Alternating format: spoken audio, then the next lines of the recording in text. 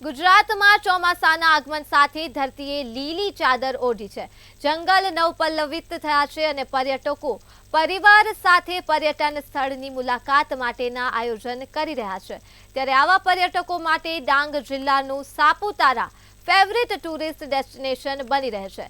ચાલો જોઈએ ગુજરાતના આ અદ્ભુત પર્યટક સ્થળની મુલાકાતે।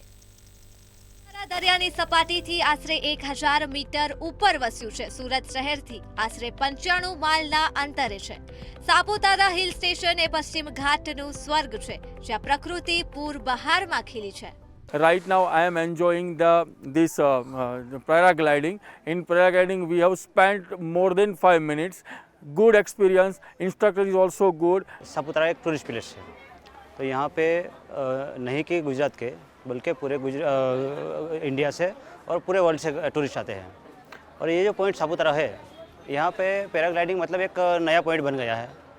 ये एक एडवेंचर एक्टिविटी है, तो अभी के लोगों को और जनरेशन को एडवेंचर एक्टिविटी बहुत ही ज़्यादा क्रेज कर रहा है। સાપુતારાની ખીણ વચ્ચે આવેલું લેક વ્યૂ ગાર્ડન મુલાકાતીઓનું આકર્ષણનું કેન્દ્ર છે। અહીંયા મુલાકાતીઓ સાપુતારાના શાંત તળાવમાં બોટિંગનો આનંદ માણી શકે છે। રોજની દોડધામ ભરી જિંદગીને ભૂલી અનેક પરિવાર પિકનિકનો આનંદ માણી શકે છે।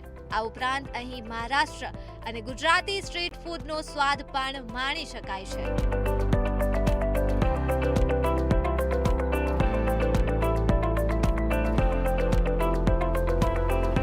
અહીં સાપુતારામાં ફરવાલાયક સ્થળો છે, બોટિંગ છે, sunset point, sunrise point, table top point, zip line, ropeway બધું સરસ છે। અહીંયા અમે અવારનવાર આવીએ છીએ। સમરમાં અને મોન્સૂનમાં, ખાસ કરીને મોન્સૂનમાં વધારે મજા આવે છે। સમરમાં પણ એકદમ ઠંડક હોય છે એટલે ગમે છે, અને નાઇટમાં પણ બહુ સરસ જોવાલાયક દ્રશ્યો હોય છે। એનું સ્ટ્રીટ ફૂડ પણ બહુ સારું છે અને લો કોસ્ટમાં છે।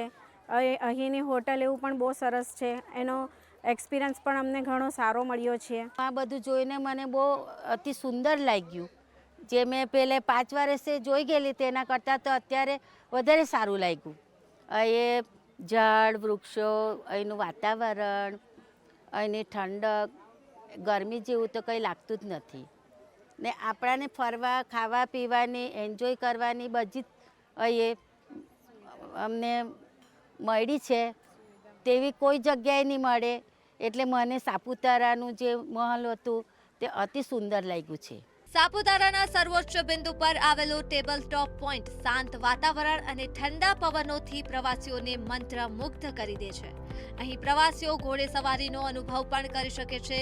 જેમ સૂર્યાસ્ત થાય તેમ પ્રવાસીઓ રોમાંચક રોપવે રાઇડ માટે સનસેટ પોઈન્ટ તરફ ઉમટે છે।